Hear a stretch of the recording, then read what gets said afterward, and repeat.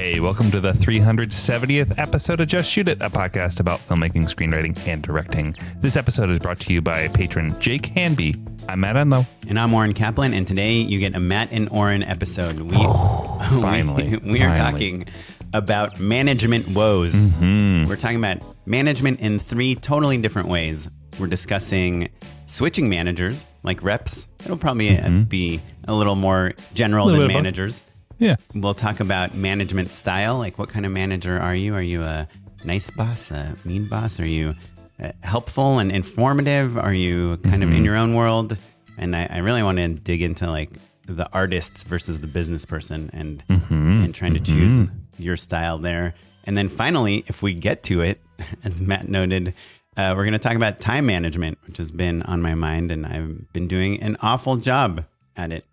But still somehow you're the one that didn't make it to our podcast recording last night. I didn't say I was doing a good job either. Yeah, I feel like you're usually better at it than me. You're usually better at saying no to things. That's true. I'm always hearing producers say, yeah, I called Matt for a job and he said no. So you're good at it. Yeah. So if we don't get to the end, you've lost your being good at time management. We've learned nothing. Well, before we hop into it, real quick, in 30 seconds or less, Oren, tell us about the Patreon. The Patreon is a place where you can support Just Shoot It, the podcast. Patreon.com/JustShootItPod. You can give us $1, $2, $20. We'll get you a Just Shoot It, the podcast hat. And by the way, if you want something else from us, just tell us. You know, we're not really good at knowing what our listeners want. So email us at justshootitpod@gmail.com and just say, you know, I would join the Patreon if you did this. If only this. Yeah. If it was free. Anyway, patreon.com/justshootitpod. Go check it out and support your favorite podcast, the one that's telling you how not to be a filmmaker. Well, Oren, we have a little bit of a catch-up, so I know exactly what you've been working on lately. And I'm curious to know about the first topic, switching managers. And specifically, I think your current situation is less of like a lit manager or like a person who represents you on the scripted side and more in the world of commercials. Yeah.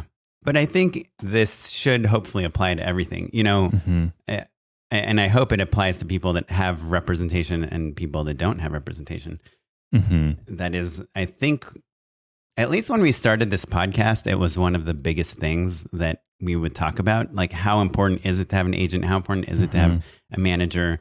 And I believe that we kind of had the attitude that you will get one of those when you need them. And if you don't have one, it's probably because you're not at a level where you need one yet. You know, over the years, I think we've learned a lot about what these people do for you. You know, the manager in general is supposed to be in charge of your career, but I think a lot of directors feel like, oh, I made this movie and it, you know, played at this film festival, and now I want the manager to get me jobs based off of that movie and get me interviews and get me general meetings, these things that we've been talking about, what happens in Hollywood all the time. But in reality, yes, I think the first couple months that you sign with a new manager or agent, they'll introduce you to some people, but then you're just like a person on their list, and they're your entryway into Hollywood, or, you know, wherever they're managing. There's someone that you can send a script to, you can send a short film to. But in general, I don't know a lot of people that are just getting a ton of work from their managers. Do you? Yeah, you know, I think that my perspective has shifted a little bit, because I think that, you know, there's a couple different ways that managers can help you. And I think that we think of, like you were outlining, Oren, like, hey, I wrote a great screenplay and they get it read by people, and maybe it happens and maybe it doesn't. But I think, like what we were talking with Britt McAdams an episode or two ago, you know, most of the time scripts, even great scripts, don't really happen, and no one, kind of even including your manager, is going to say like, hey, this isn't happening. They just kind of slowly just fade away. And that can be a frustration for everybody, especially the filmmaker who spent God knows how long getting that script and that package and that all those supporting materials ready to go. that's a narrative that we've heard a lot of times. But I think that there is the other extreme of that is like that essentially your manager is your producing partner, your business partner, and that maybe they're fielding things on a creative level, but like they're selling through advertising on whatever media it is that you're creating. They're managing your merch deals. They're managing your clothing line. They're managing like kind of all these other peripheral things. Right. That's if you are a brand. Sure. But also I think that most managers, to have like a kind of a reasonable quality of life, kind of need to cut like one or two of those, because that's where the income is basically right now. Like if you're a person, managers make a commission the same way that like filmmakers do. So if you're a feature filmmaker and you're making a movie every 3 years, a manager can't plan to have a life based off of the commission of a handful of clients making a movie every 3 years. There's no way to make a living that way. So I think that there is some reality to that, whether you're a super megastar or an influencer, or, I think there's also still people who are kind of just your workaday journeyman writers and directors who are a little bit more consistent, and maybe you can kind of eke a living together there. But like the extremes being that I think managers are like running your business, and on the other end is like, boy, I just hope that they read my screenplay and like it and maybe get people to read it. Right. Yeah. And maybe that's why I do think a lot of people probably don't need managers. Mm-hmm. If you have a producing partner, if you are doing things, if you have access to like an outlet for either to show people your work, mm-hmm. like you're an influencer or something, then like you said, the manager maybe becomes more like a business partner that is helping you monetize your work. But I think if we think of film writers and directors in the traditional management model, they're really just your person to help you get things made. And they're just one person like you, they. Mm-hmm. Well, yeah, though I think just to push back, like the difference is that they have access, right? So,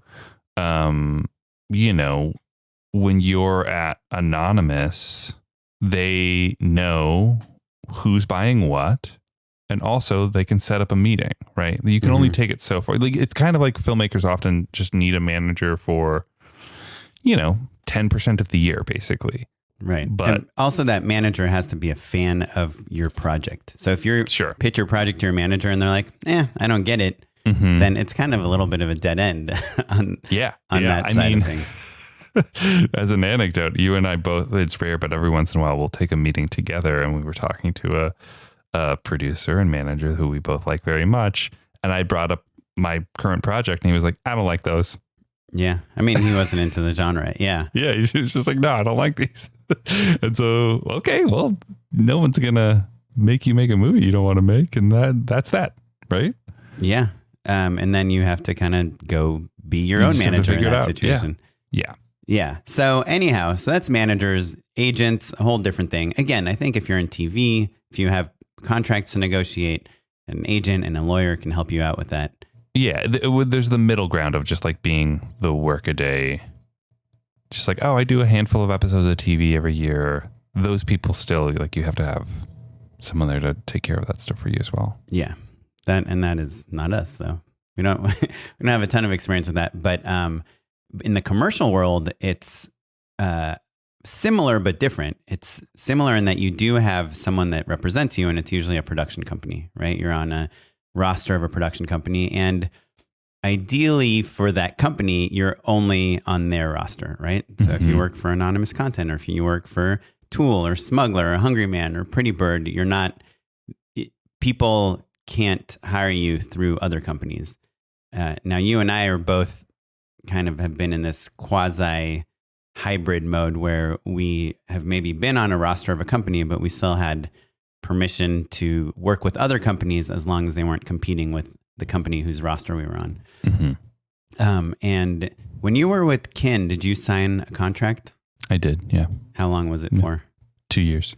Yeah, so there's this weird thing in commercial directing, and our friend Jordan Brady has a lot of thoughts on this, but these companies will make you sign a contract for 2 years saying, hey, you're not allowed to work with any other company. You can't compete with us for the next 2 years. We basically own you as a director. If another company wants to hire you, they can pay us to hire you, but you're our person. And now this, for many, many years, was kind of standard in commercials. And by the way, I could be totally wrong about this because I've only been in commercials for so long. But years ago, you would have profit participation, which means if the company made a big profit, you would get some of it because you're almost like a partner in the company. You're a partner in the company, which, not to tell tales out of school, was part of kin, basically. Right. And every company I've ever worked with has had that and signed with, but I've never seen it personally, like the profit side of it. And also they used to have retainers where they would say, hey, we're going to pay you some money just to be on our roster. Get like a minimum guarantee. You're not going to go starve this year because we're going to give you, regardless of how many jobs you get, we're going to give you $30,000. Some amount of money, right? And also back then, same in the same sort of scenario, companies would invest in your short films or your spec commercials, or I think honestly, because the budgets were just totally different and the work was different, it made sense for companies to need to hold on to directors who were in demand in a different way than they do now. Right. And they were trying to make you be a director in demand. So if someone wants to work with Matt Enlow, they have to call Kin or whatever company you're on the roster of.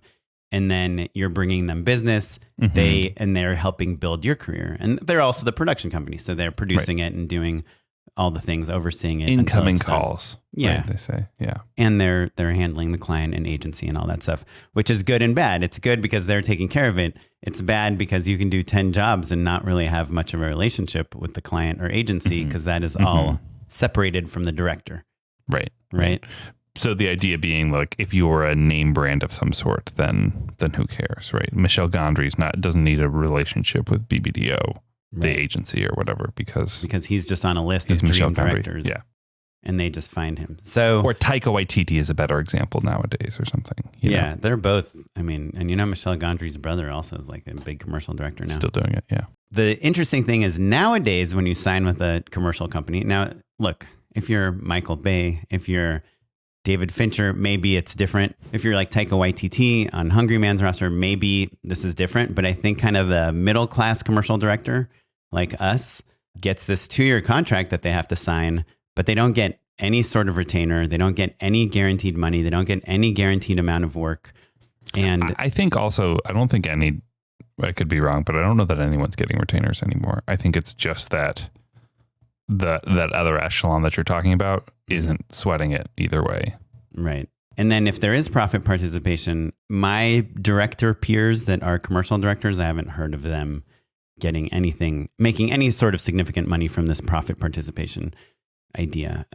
And look, it's hard to make money as a production company. Like I very much believe that there aren't all these profits that we aren't getting paid. But the interesting thing about this dynamic, this contract and this relationship that you get into with a company is that they basically are saying, hey, you're not allowed to work with anyone else, even if we can't get you work. I've been thinking about this a lot lately because I've been with a company that's been great to me in some regards. You know, they support me and they try to get my name out there, and I've done a couple jobs with them. But in reality, I only did one job. I only pitched on one job since I signed with them a year ago. And for me personally, I need to, direct more than one thing a year. Right. Yeah. And, it's one of those things where you kind of had a relationship where if you knew that someone else was interested in pitching you on something, you could kind of go back and forth with them, which is sort of a similar thing that I had back in the day. And so that's how we survived. Just to clarify, it's not like, oh, you made one thing and then you've just been living off of that. You've been working pretty consistently, as listeners of the show know. But if you didn't have the special accommodations that you had, you'd be in real trouble. Yeah. I mean, I do feel like I've hit a little bit of a ceiling because at some point with the bigger budgets and the bigger projects and the bigger agencies, like you need to do DGA jobs also, right? You need to do union jobs, you need to do SAG jobs, and all the jobs that I've been doing over the years have been mostly non-union you know, union job here and there, a SAG job here and there if it's a celebrity, but non-DGA. And there's just a cap to how big those jobs can be. It's basically like, oh, my friends in the marketing department of this company, they're going to let us do this small spot for them and you can direct it, Oren. Up to a certain extent. There's certainly stuff that's bigger than that. But yeah, it does sort of peter out at a certain point. Yeah. No, on occasion, like I've gotten a couple like $1 million-ish campaigns that I somehow weaseled my way into. It's really like 400 is probably the cap, right?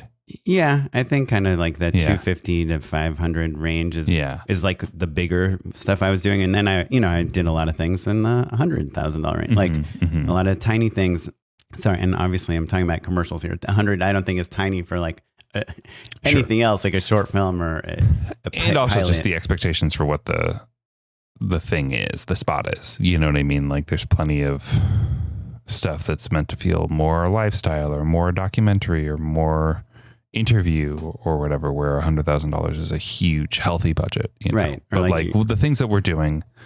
Yeah. Editorial stuff you do, you know, you shoot something with Kendall Jenner, you know, while she's doing a Vogue photo shoot and you make a fun short film. Like you can do that for like, no money. But we're doing scripted comedy where we have locations and actors and casting and all the stuff.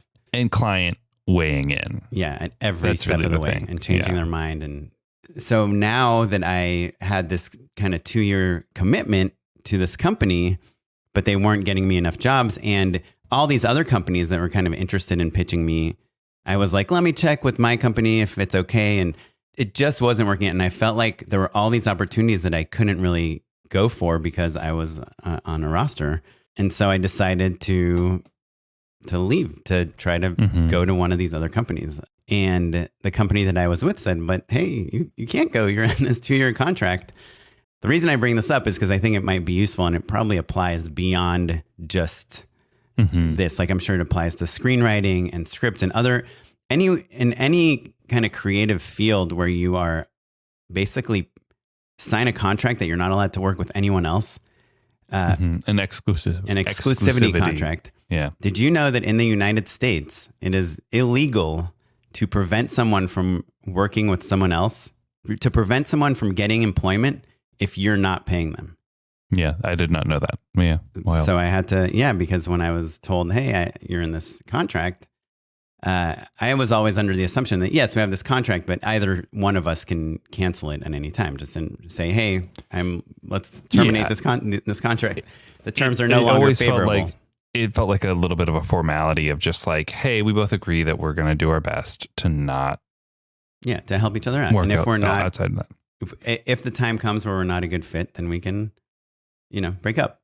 So, and just to, as a tiny counterpoint, we talked about all the things that it used to be back in the day. You'd get a retainer or they'd make your short film with you or whatever. It is still, there are still real hard costs, even if they're not paying for a treatment writer or a layout artist, of like just a person's time, of a team internalizing your reel and knowing exactly what you're best for, getting you up on the website, all of that stuff, which isn't a huge lift. It's not crazy, but it is an investment, just to, kind of as a counterpoint to like, what are they doing? And there's a lot of like, connections they're putting on the line by saying, hey, I'm going to pitch Oren.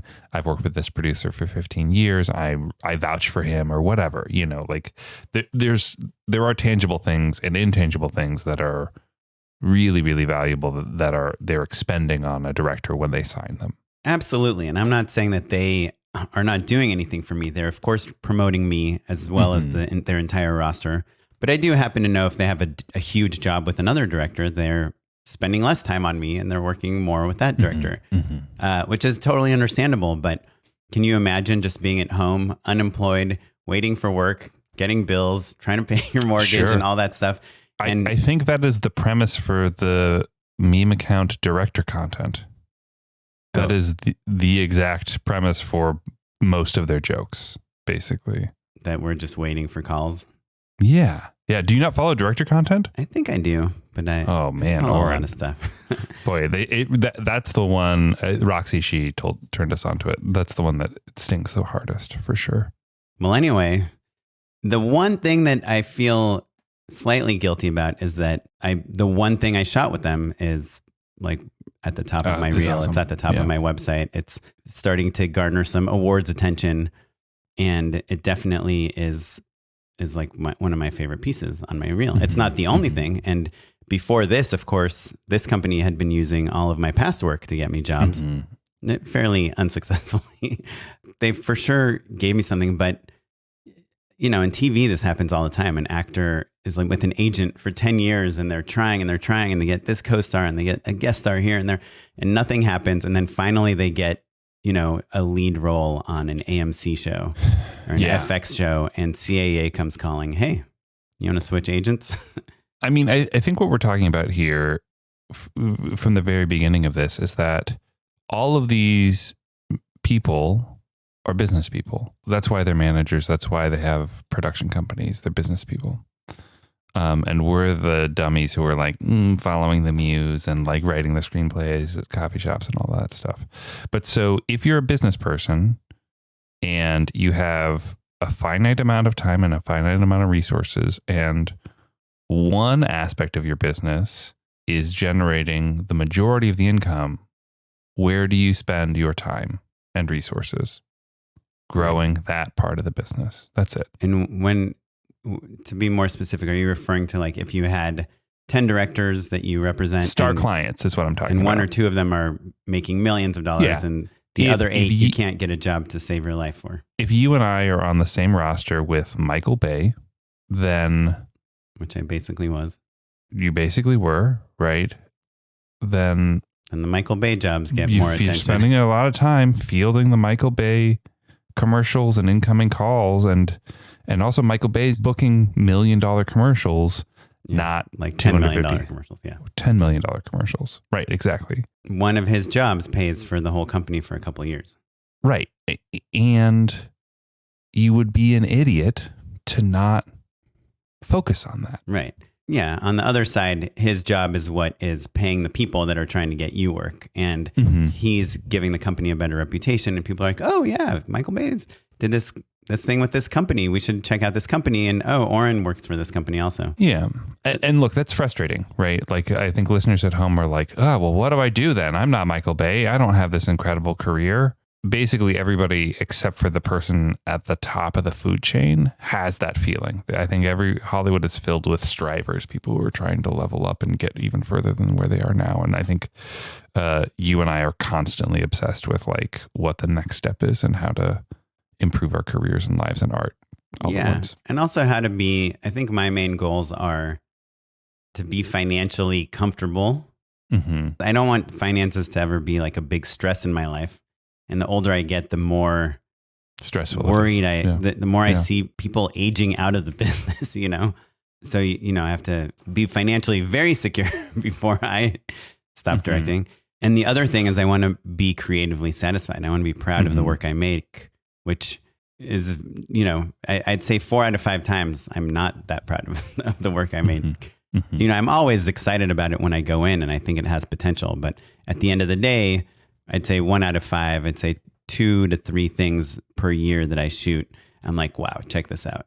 And I want to be the director, like Ian Pons Jewell or one of these directors that 8 out of 8 of the things they direct are amazing. Just incredible. Yeah. Anyhow, so that's where I'm at. I'm midstream for switching. I haven't, signed with anyone new at the time of this recording, but I have some very exciting prospects. A little bit. Yeah.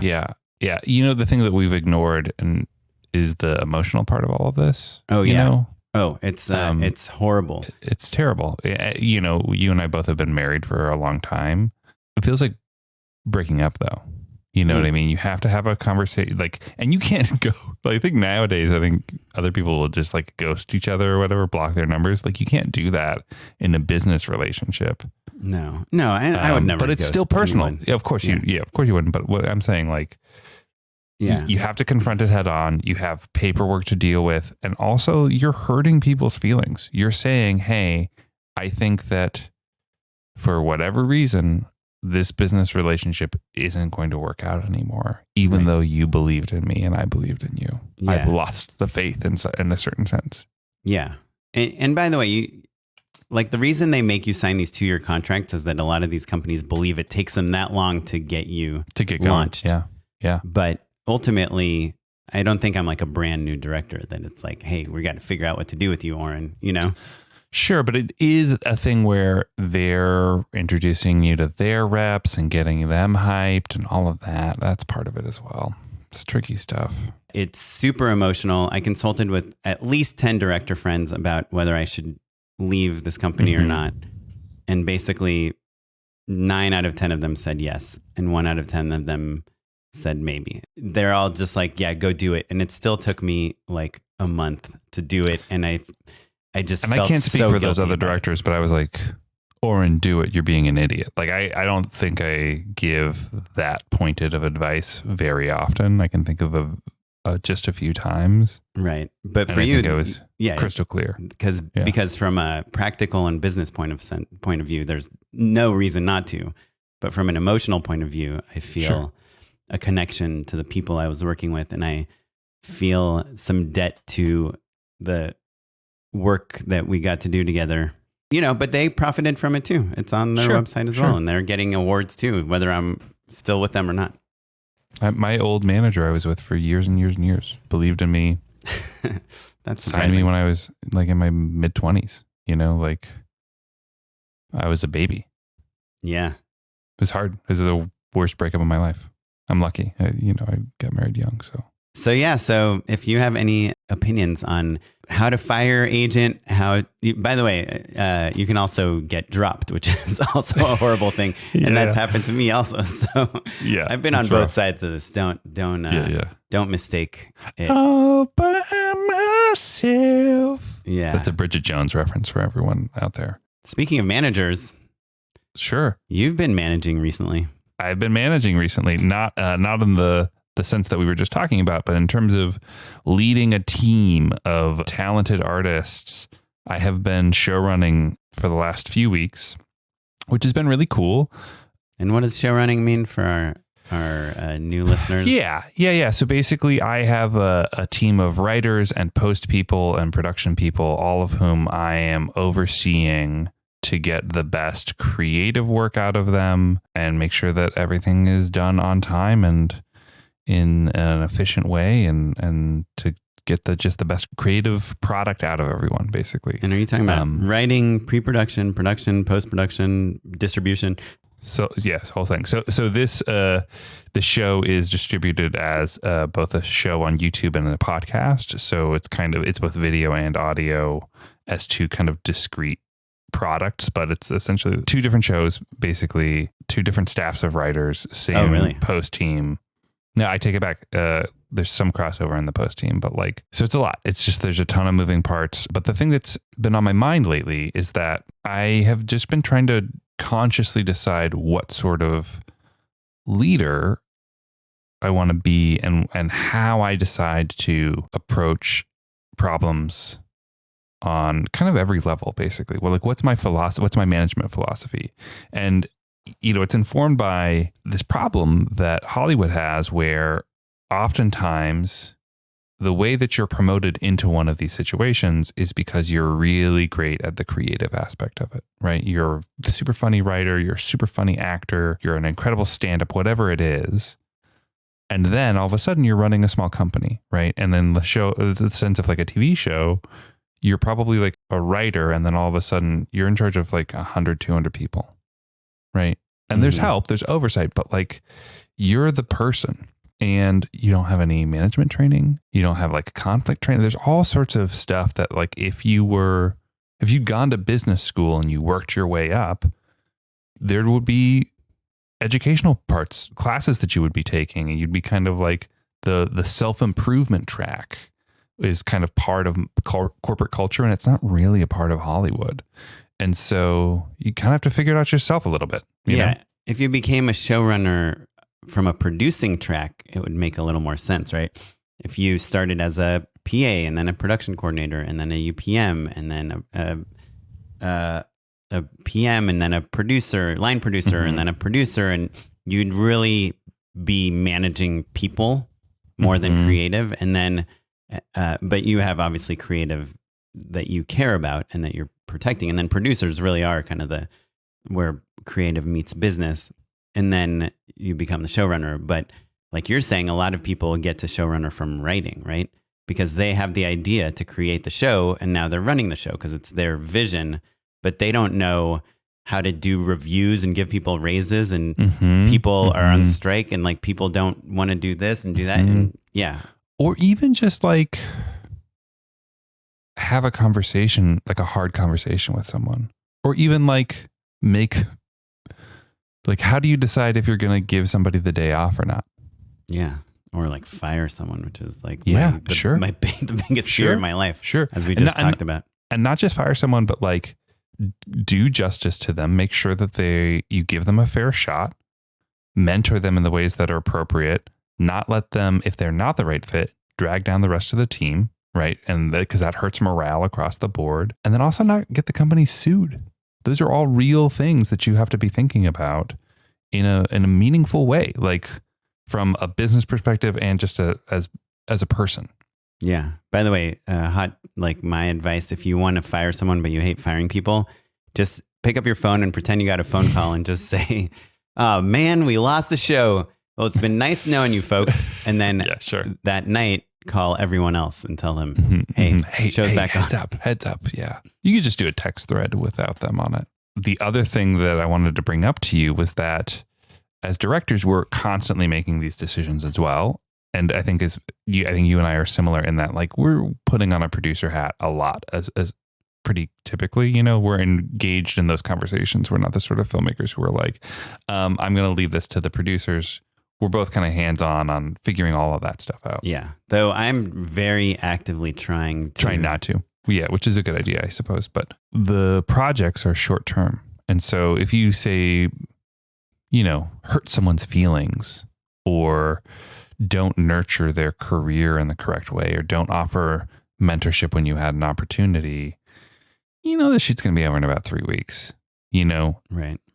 Yeah. And sometimes you'll even keep on someone that's not that great at their job because, whatever. We only need 2 more days to survive. Path of least resistance. Yeah. Like if you realize that someone's truly beefing it, unless they're a department head, you probably just muscle through. Yeah. Don't ask that art person to dress this set. Yeah, exactly. And so now that it's in this more steady, long-term sort of situation, I'm just kind of thinking, I'm forcing myself to rethink all of the habits that I've built over the years. I see other people do jobs and I get very excited and think about how I would do their job. When I hear you talk about that job, I'm like, oh, that would be cool to be in a room. Even when I substitute taught for your class that one day, of course I dreaded it and didn't want to do it and was doing you a huge favor, but also I kind of like loved it, like being the professor and having all these students listen to me. And you turned the chair around backwards. You mentioned that Shakespeare was kind of a rapper. Yeah. I put my hat on backwards. Yeah. And I was like, I'm the cool teacher. Not Matt Enlow. Anyway. But then I think about, oh no, like someone just did a really bad job on what you assigned them to do. And now you have to do their work over or show them how to do their work better. Both very difficult things.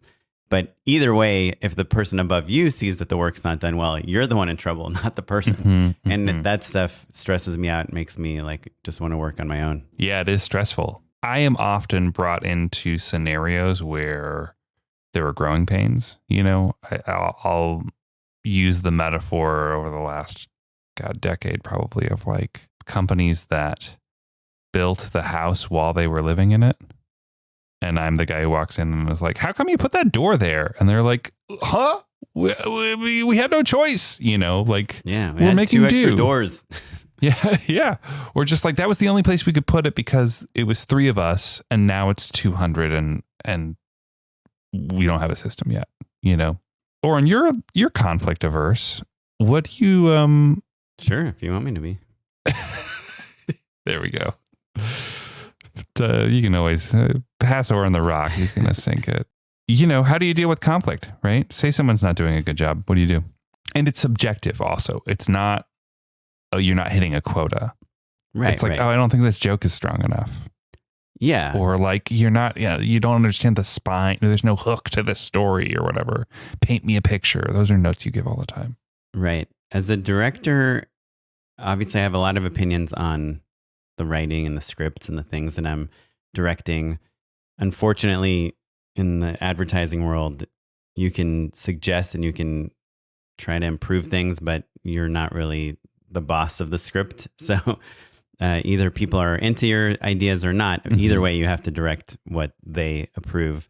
But, in kind of more scripted things. I mean, I talked about a couple, scenarios I had a couple weeks ago where I had two talent on two different shoots show up and not want to do what I wanted them to do. I had one guy show up and say the script was no good.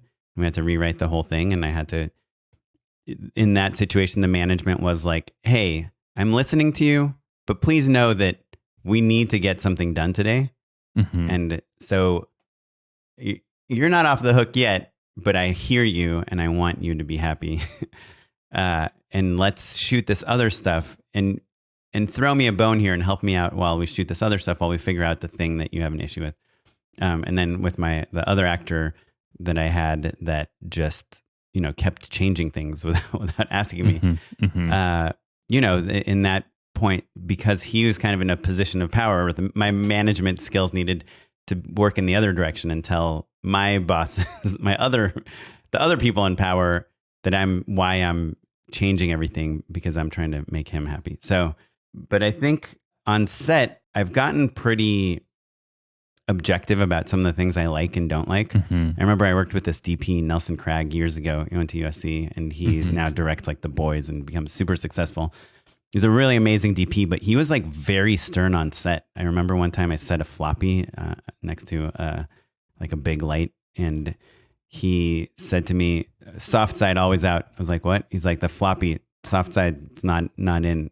Like the soft side's in. It needs to always be out." And I was like, "Okay." And I thought it was like such a tiny detail, and he had a crew of probably like 20 people, this DP, and there was no like, "Hey, let me give you a tip." It was just like, "Hey, you're doing that wrong. You're doing that wrong. You're doing that wrong." And even though it can kind of be off-putting sometimes, like I saw how good his stuff was and how fast he climbed up the ladder, just being like that and knowing what he wanted. And I've tried to kind of do that myself. I'll say, "Hey," like I'll literally tell the boom operator, like, "Hey, don't boom from in front of the light, like boom from, we're putting the camera here, so you should boom." Like I don't have, I've like lost a lot of my niceties on set where I'm like, "Hey, would you think that this would be better than this, or this would be better than that?" And it's because on set, it kind of doesn't matter if anyone likes you. Like, you want to be a good person, right? You're not screaming at anyone, but like, to a certain extent, that's true. But I'll do it up to like to an executive producer or producer. I'll say, "Hey, the way I know you want to do casting like this, but the way I like to do it is like this. So can we do it like this?" I have a little bit of that, but also I try to choose my battles. Choose your battles. Yeah.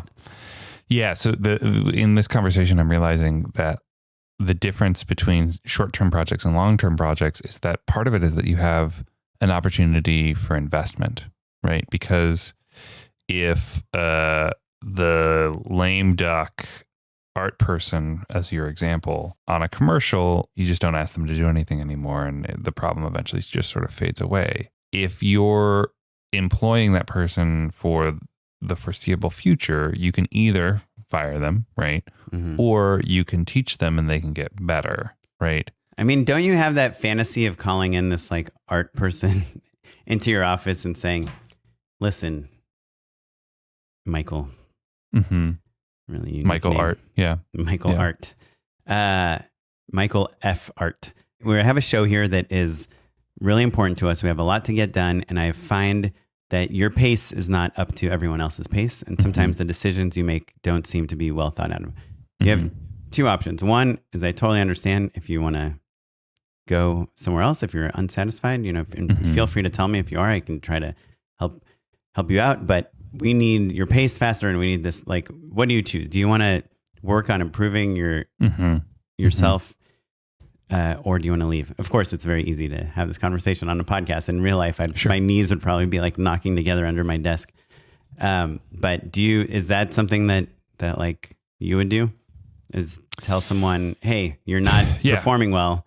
Here are the options. The first thing, and this is a thing that B, producing partner from See You Next Christmas, taught me. Have those conversations with another person. In addition, there's another person present in the room for any sort of like anything serious, basically. Accountability, someone to check you, to remind, like bounce off of. It's essential. And anytime I've ever had a hard conversation solo, I've regretted it if I didn't have another person with me. Even just to be like, if it gets a little emotional or whatever, like to ask them afterwards, did I said that right or whatever? I mean, you're obviously, just in the moment, right? You don't want to feel like you're ganging up on someone. Sure. But yes, but I think the more important thing is that you have some perspective on the conversation from someone else. Yeah. Accountability, witnesses, all of that stuff. 2, I think it's incumbent on any good manager to, I wouldn't say like, hey, the choice is, or you could leave, but like you do have to, in a really clear and kind way, but explicit way, outline the things that you need to see improved upon, and then check in with them to make sure that those things are actually happening, and let them know, give them feedback of like, hey, I noticed that you're doing X, Y, and Z right.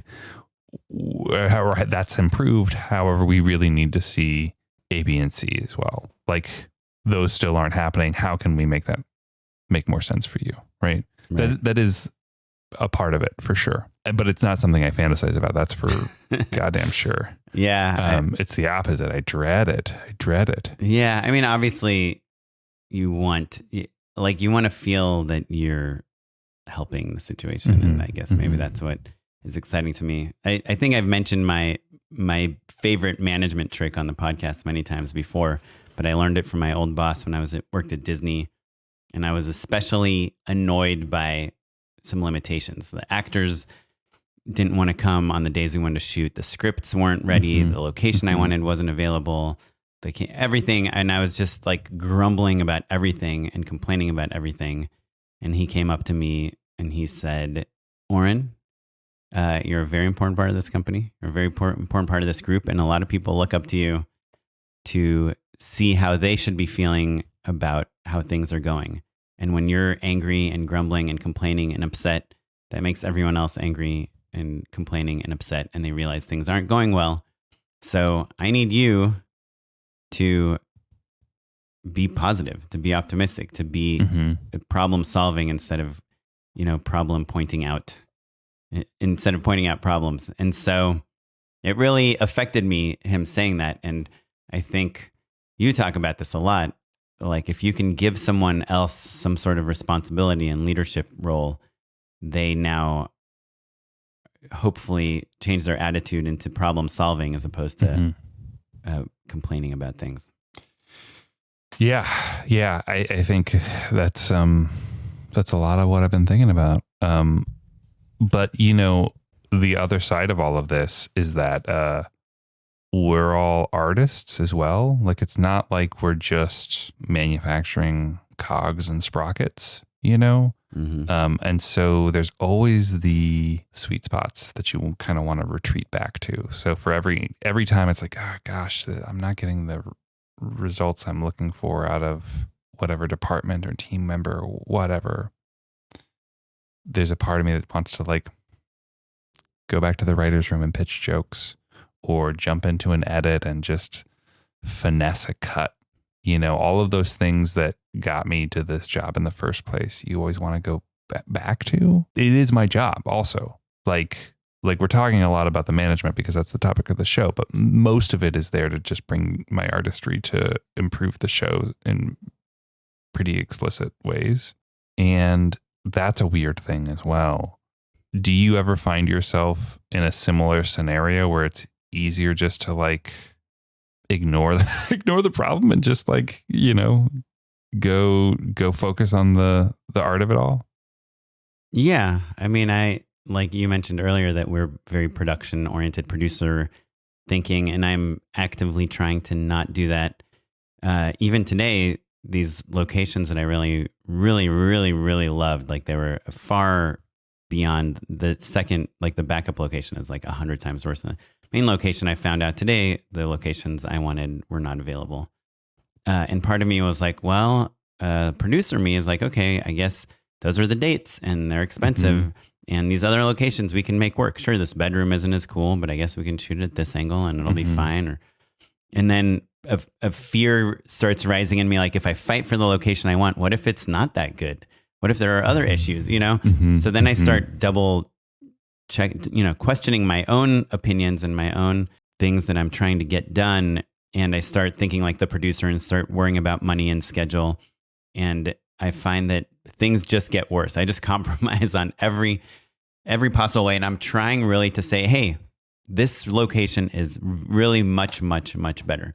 If we can't get it, let's keep looking for locations, or we can use this other location. But I just want it to be noted that I am not a fan of the location. Well, and I think talk about a gift that directing teaches you. Being nice, being easygoing, rolling over, being a pushover in the most extreme, I'm not calling you that, but in the most extreme examples, that's not good leadership either, right? You brought up a word I've been using nonstop lately, and that's the integrity of the project. Yep. I knew that's the word. It's so dumb because it's like, obviously we've known this word for a million years, but recently I've just loved it. And here's what I like about it. Because it places the importance and the onus on the work, not on the individual, right? Mm-hmm. Oren's not doing a bad job phoning in his pages or not composing a shot right or whatever. It's that we're trying to protect the work. Right. And therefore, I want you to rise to the challenge of making this product, this show, even better. Yeah, it's not about even better. It's not about you. It's not about Matt's vision. It's about the integrity of the show. Yeah, exactly. And the promise that we made the viewers that we want to make good. And also the sacrifices that we made to decide to move here and follow this career path. And you know, everyone's here struggling to make something awesome. Like, there's not a single person that I think maybe we've ever worked with, literally ever, in entertainment, who isn't sacrificing in pretty significant ways to do this work. Well, I think that's all true. So we have just a few minutes left for our final topic. We were supposed to have 45 minutes for this topic. Time management. We had our guest, Steve Desmond, the writer of Knock at the Cabin, recommend a book called Essentialism. I've been reading it. Unfortunately, I haven't managed to find enough time to read it.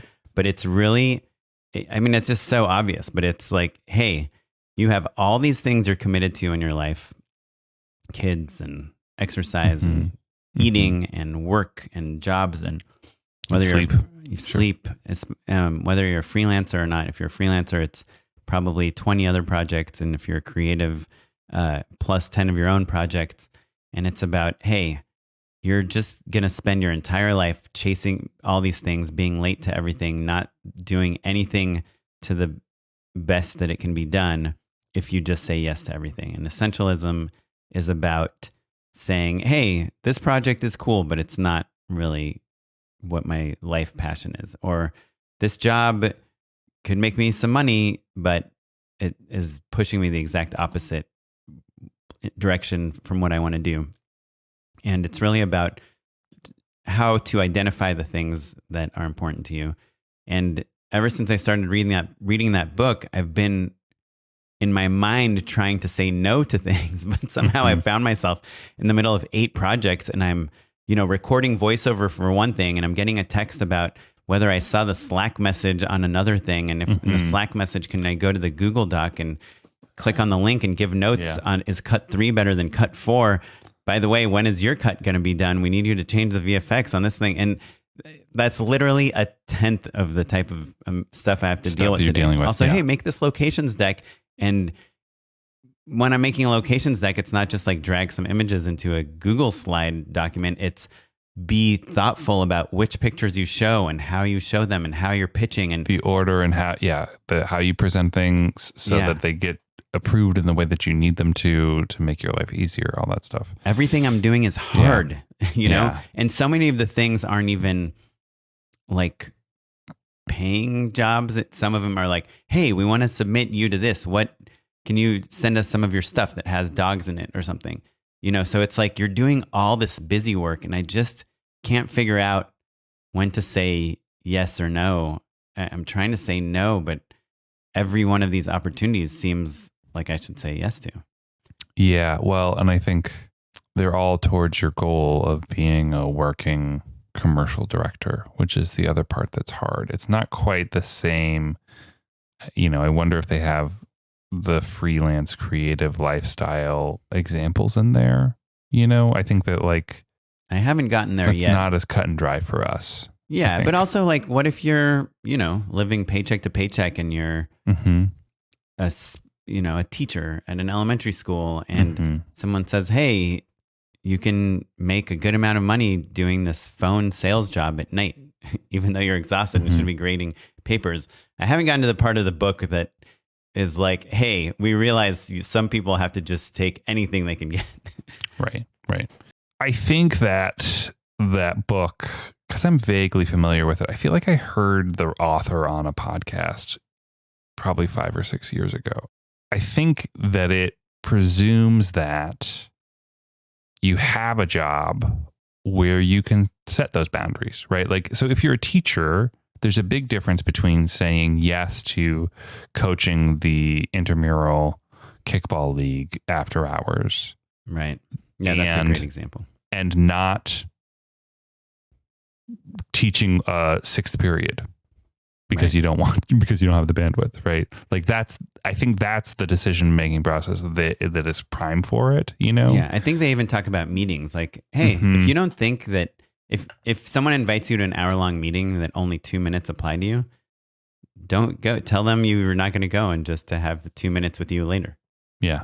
Yeah. And I think about that a lot lately because as I'm onboarding with this project and just learning the studio and everything, I'm in meetings all day and like a lot of my coworkers are in a different time zone. So like, you know, I'm doing a good 12 hours, which as a film person, you're kind of like, well, yeah, of course, 12 hours, no big deal, but it's not the same. No, every single day of your life, it's a big deal. Yeah. Yeah. It's a huge deal. And I'll be able to curb that relatively soon, I think. But at this point, I'm just trying to like, just get it all in, just kind of brain dump as fast as possible so that I can get good at my job so that I can slow things down again rather than spending the next 6 months slowly catching up.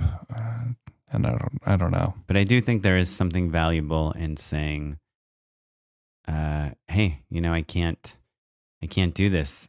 But then, you know, sometimes people will push you. I mean, I say, sorry, I'm busy all the time. And then people will say like, well, when are you available? Can you do it this weekend? Can you do it next week?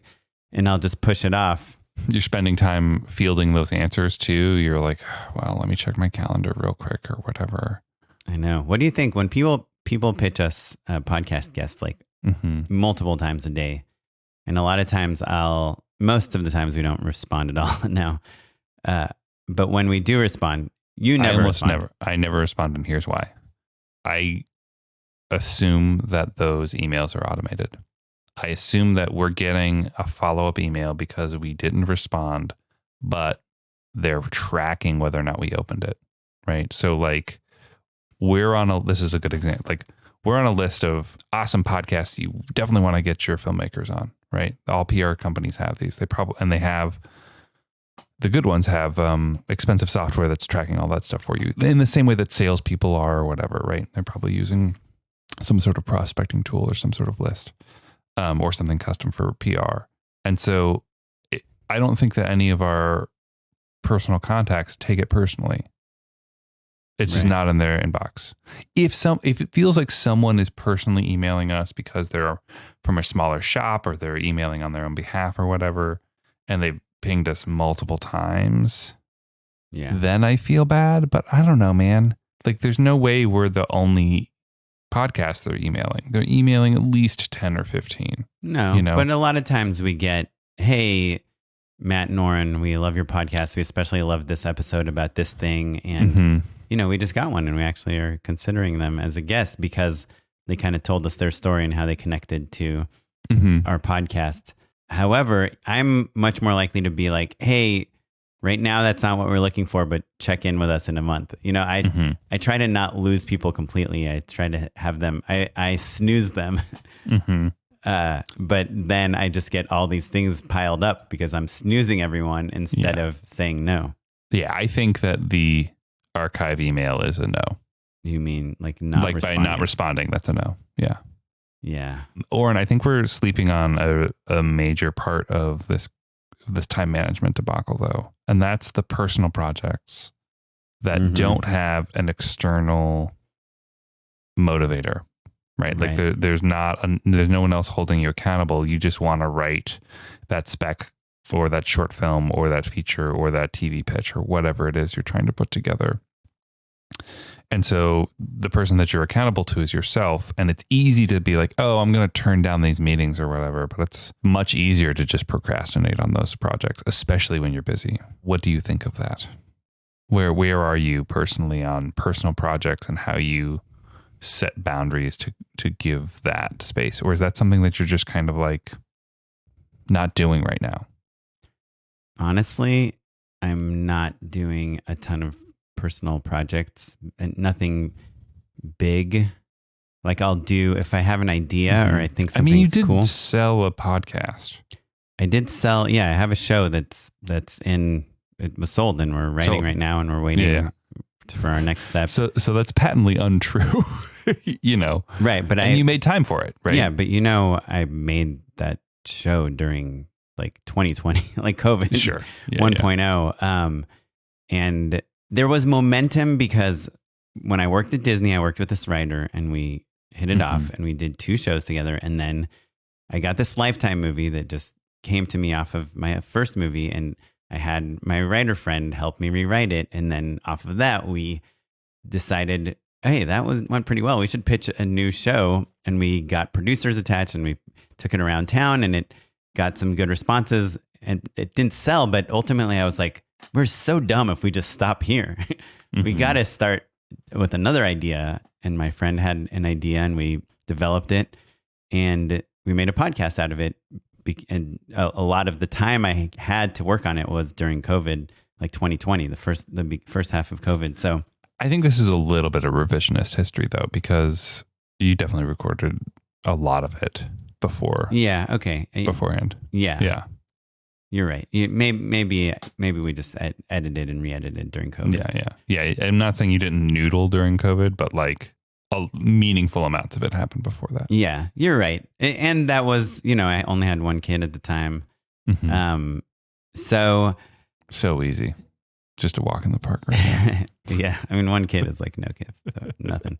To 1 kid to 2 parents. We're 2 kids to 2 parents. 1-to-1 ratio. It's totally different. Anyway, I do think that nowadays, like I still have my like list of ideas. Yesterday I wrote like an idea for a TV show that I'm super excited about. But we all have, I'm sure everyone listening to this podcast has like a notes app or a notebook or something, a Moleskine where they have ideas and they write things down. So I'm still excited about making my own things, but I'm in much more of a place where if I find out about a job opportunity, I try to think of which of my ideas that I'm passionate about I can apply to that. And I try to really mix my passion projects with my work projects. The only way I can ever get those passion projects done are either they're super easy. Like let's say, like I'm seeing a lot of people make AI art now. Like the Perez brothers, who I'm pretty sure listen to this podcast, they've been making new AI art on Twitter every day, and they're pretty good at it. But it's easy. You can do that in like 15 minutes. It's like making this podcast. This is basically like our passion project that we keep doing. But like writing a TV show, writing a feature, making a movie, like I just don't see myself doing that unless something snowballed into being big enough and I had someone like on my scripted show that I sold, I have a partner that's really holding me accountable to it. And the only reason that show exists is this, just like this podcast. Like if you weren't part of this podcast would have died after episode 2, maybe. By the way, I have an idea for a new podcast I want to pitch to you after we record. Oh, good. No, I think it's really good. I actually See, I took your advice. No, you can still listen to a pitch. You don't have to say yes to the pitch. Sorry, I don't have time. Anyway, so yeah, the passion project is a good question. And I think that's why it's helpful to either have a ton of money or to do it early on in your career. Mm-hmm. Yeah. I talked to Charles Hood, previous guest and filmmaker, who listens to the show. So nice. Thanks, Charles. And he mentioned the project parabola that we talked about an episode or 2 ago, where you start off thinking, oh, I should just shoot it all. My ideas are good. And then you decide, oh, I shouldn't do this for X, Y, and Z. And then you realize, oh, I should just make things. And he agreed. I think that the difference between you and I right now is that you've got some solid heat, right? Like that Rebel Wilson spot is really good. You've got new reps, but like the way that you maintain that heat is either by continuing to do awesome projects or to self-generate. And so, and you self-generate a lot of different ways, but that it's just part of the business for people. And like, it's an essential part of the business. It's career development. And so it is an essential practice that you have to figure out some way. And whether it's your version where it's like you're just banking it into all of these other opportunities, or you're generating your own opportunities, it's still a thing that you have to figure out. Unpaid endorsements. Are you familiar with the show Jury Duty? There's a new show on Freevee called Jury Duty. Freevee is one of those streaming platforms like Pluto or Tubi, these ad-based streaming services. Freevee, I think, originally was IMDb TV, and they rebranded it as Freevee. Anyway, you can get it on most smart TVs and stuff. The premise of the show is that it is kind of like a workplace sitcom set in the world of jury duty, right? Like these people are called in for this case, and you know, it's kind of an eclectic, zany group of people, and it's shot like a documentary and is like improv-y scripted, but everybody is an actor except for one person. One juror doesn't know that this is all fake. That they're on a TV show? He thinks that it's a documentary about being serving on a jury, and everyone else is improvising or they're, you know, soft scripted, you know, playing along in like this crazy jury case. And it is great. It's really great. Wow. The characters are really like fun and well fleshed out. He's not the brunt of any of the jokes. It's kind of sweet natured and laugh out loud funny. James Marsden plays himself in it. That's cool. And he's really funny. He's really, really funny. And like, I saw him in an interview talking about how like he was really worried about it feeling like a prank, or like, and he never wanted it to be at the expense of this guy. And he, like, the producers were totally all about that, making sure that basically all the cast members are all doing really embarrassing, really stupid things. And this guy is just, and the case is fake. A fake. Case is fake. Everything's great. Is the courtroom fake? You know, I don't think so, actually. I think it's a real courtroom. It's the same guy that comes back every day to jury duty? Yeah, and they do a really good job of like, they're sequestered, you know, so they're all kind of living in a hotel not far from my place, actually. Yeah, they don't call it the Sportsman's Lodge, but do you know the Sportsman's Lodge on like Ventura and Laurel, I think it is? No, I don't really know that side of the... Yeah, sure. Yeah, the other side of the hill. Anyway, it's like now like a very bougie mall. It was originally kind of like this motel. And anyway, it doesn't matter. Jury Duty is the show. It's free on Freevee. It's not mean. I've laughed out loud many times. I really love it. Wow. It's a really good recommendation. Okay, cool. So mine, just going to go real quick. I'm enjoying Beef. I know everyone knows about it, but I also like it. And I noticed that Jake Schreier is a producer director on Beef, and he's also a director on Dave, which dude, I mean, that show just keeps getting better. I just love it so much. Tony Ascenda directed the 3rd episode. It was awesome. The 2nd episode, either the 2nd or the 1st, they're making a music video. Have you seen season 3? I'm not up now. It's like a Robert Altman film on speed. It's so good. Just 2 other random things I'm going to rattle off. One is Adobe now can automatically transcribe anything you put in it. It's insane. It'll just write the script, in the transcription window. So I was editing some voiceover stuff I made today, and I could just literally just search for what I said, and I found it. Yeah, so it's like being able to Google in your script, like if you've got your draft pulled up and you're like, this character's name or a keyword or whatever, you can just jump to it. Imagine if you did that in footage. Yeah. That's really where I feel like it's bonkers. Incredible for people. And then last rec is on Twitter. This guy I follow at Nick Floats, NickFloats. He just gives advice on how to use Midjourney and get like the best images, and talks about lighting, film stock, camera angles, subject matter, and he's just doing experiments all day long, and he shows you the prompts he uses. And I've learned so much about how to use Midjourney from this guy at Nick Floats. Okay, thanks everyone for listening. If you want to find out more, you can hit us up on all social media. We're at Just Shoot a Pod. We'd love to hear you. Email us. Just email us and say hi. It doesn't even matter. Someone on Instagram sent me a message, and I wrote back. They were like, I liked the last episode. And I was like, oh, awesome. And he was like, you're responding to me. Now I know I have like an open pathway to talk to one of my favorite podcasters. So you all do. Just email me, justshootapod@gmail.com, and I will email you back. I promise. There's like a 48% chance you'll get an email back within a week. Yeah, not from Matt, just from Oren. I promise I will read them. Yeah. Every once in a while, I would say probably 1 in 5, I give a very thoughtful response back. Okay.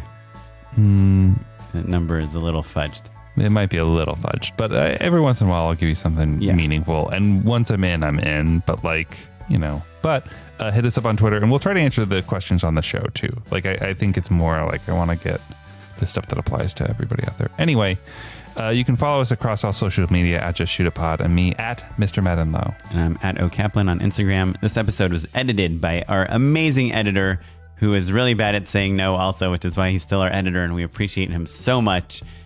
Noah Bayshore. And our producer is Tyler Small, and you're listening to music from the Free Music Archive and the artist Jazar, and we will catch you next time. Thanks, everyone. Goodbye.